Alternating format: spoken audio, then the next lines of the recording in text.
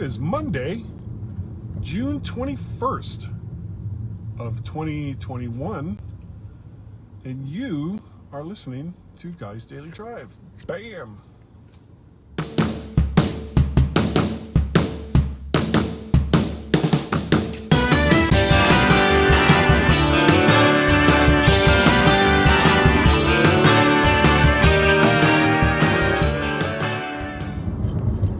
And good morning, Facebook, and anyone else who watches and or listens to this down the road. Welcome to Guy's Daily Drive. And I'm trying to do more of these. I'm trying to it's not even really on a regular schedule, I guess. But this part, the recording part of this, is so easy because I just sit here in the car and stream of consciousness, say whatever silly crap comes into my head, and then that's it. However, then I have to download it from Facebook because this is going live to Facebook. Then I have to edit it, upload it, change it over, convert it over to audio, upload it again through the Guy's Daily Drive feed, which you can find at podcasts through Apple or your podcast catcher of choice, whichever one you want. But that's my problem. That's not your problem. This week, I'm always, because I have a lot of leave currently. A whole lot of leave, because, well, for a year, nobody could go anywhere, nobody could do anything. So I've got quite a bit of leave saved up, and I keep looking for reasons, or excuses, or whatever you want to call it, to take a couple of days off and go someplace. What I don't want to do is take a couple of days off and just be here. What's the point? That's what I've done for a year now. That's like, okay, I'm going to take a day off for an extended weekend, or I'm going to take a day off so that I don't have to be at work or logged into work. And it's like, no.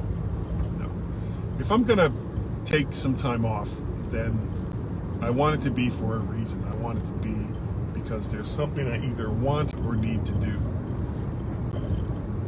And that is what came up this week. And unfortunately, it means I won't be able to do the Mac to the Future show on Wednesday night, the live cast I do on Wednesday nights, because my son Peter, who is in the Stafford area, and his girlfriend and their two roommates, there's four of them, living in this townhouse in Stafford. And they found a bigger place down in Fredericksburg. So that's where they're going to go to. And they've asked for my help. Now, typically in the past, when Guy and Peter have done their various moves, either leaving home or going from one place to the other, I was called to help move because I'm big and relatively strong. So, big and strong. I can pick things up and move them from one place to another. That was my forte.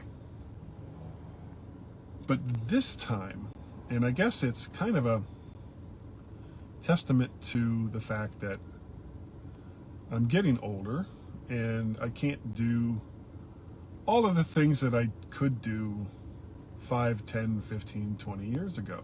I mean, I'm almost 61, so, you kind of start accepting that you're going to have limitations, that these things are going to happen more and more as you get older.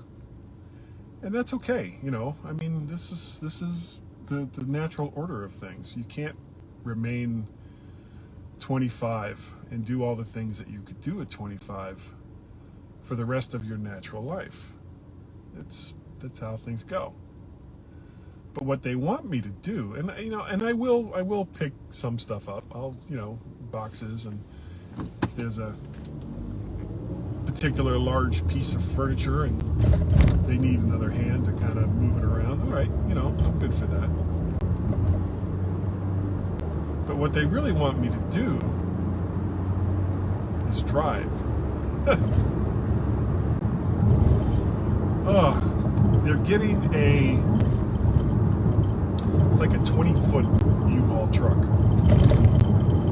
And it's going to have to be maneuvered from the place that they're getting it to where they live, and then down to the new place that they're moving to. And in each case, well, I don't know about the new place, but the old place is a very narrow street, and it was never really built for large trucks. It doesn't have a pass-through, so however you come in, you have to leave in that same direction. Oh, and to make things even better, it's got these speed bumps, and they're really nasty speed bumps. I mean, they're just super, super large.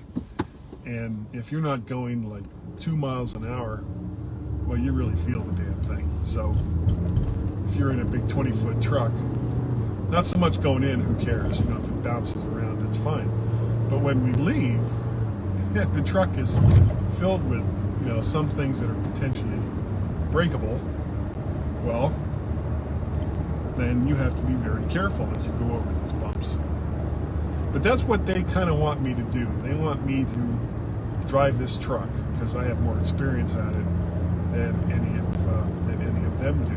And fair enough, when Guy moved up to Boston, we had I think it was a 16-footer that we had loaded up, not just with his stuff, but with one of our neighbors' things that had to get in the process of getting moved up there.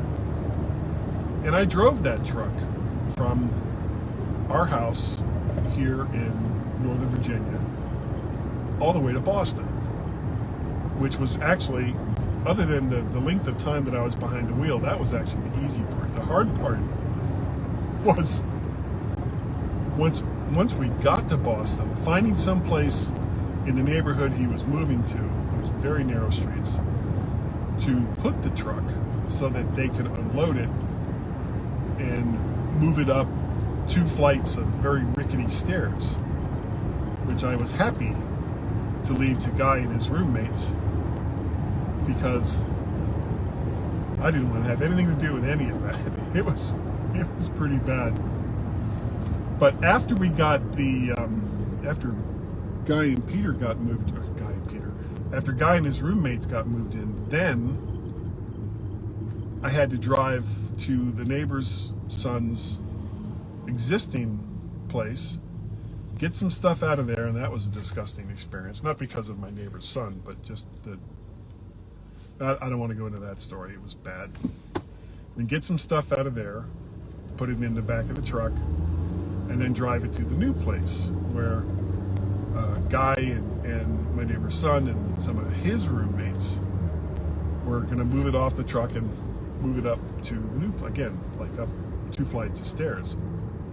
And at least they weren't rickety, they were just narrow that time. And I did it. And driving through Boston at the best of times is a challenge, because it's a very old city. It's a lot like driving through New York, but it's made more difficult by a lot of one-way streets, which New York also has. But also the thing that was going on at the time was the tail end of the Big Dig. So there were whole sections of the city that could change at any given time based on the amount of construction that was going on for the Big Dig. Now add to that, this was in August, early August, just as every parent was in the process of moving their sons and daughters up to Boston to attend one of the many, fine colleges and universities that exist in the Boston area. And it just was a nightmare. Now, fortunately, it was a one-way rental. So once I got my neighbor's son, all the stuff out of the truck for him, I just turned the truck in at the designated place to turn the truck in. And then I ended up taking, did I take a flight? No, I took a train. I took the train back to DC from Boston, which was the first train I'd actually been on since my overseas days. I hadn't been on a train ever that's wrong too. I took a couple of trains to New York in the early mid-90s, but I hadn't been on a train in a very long time. Very, very long time. And this was the longest train ride I'd been on since being over in Europe. It was like 9 hours. Well, no, 11 hours from Boston. So, and it all worked out, but I'm the one that has the experience driving one of these big trucks. So the 20-footer is a new high for me. I haven't driven a 20-foot truck yet, but it's not going to be that much different. I mean, you got limited visibility, big boxy corners, and you have to move it forward and back in a manner that doesn't destroy property and render people's lives at risk. So that's the goal. That's the goal. Don't put people's lives at risk. Don't destroy property. And if you do those two things while driving a big rental truck, you've had a good day. All right. That's what's going on this week. That's what I'm going to be doing. I'm going up Wednesday afternoon.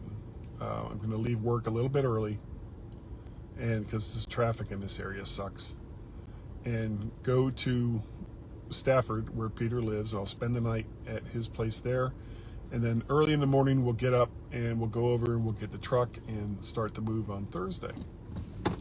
But that's what's going on, and I'm looking forward to it. I really am, just because it's something different.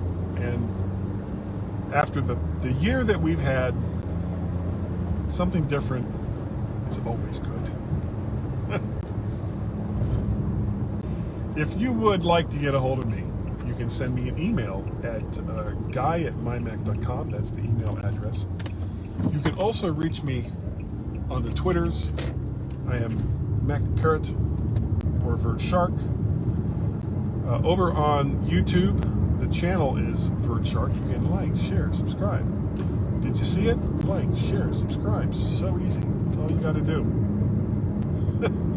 And besides Guy's Daily Drive, which you are watching and or listening to right now, there is also the Mac to the Future live cast that I do on Wednesday nights at 8 p.m. Eastern Standard Time.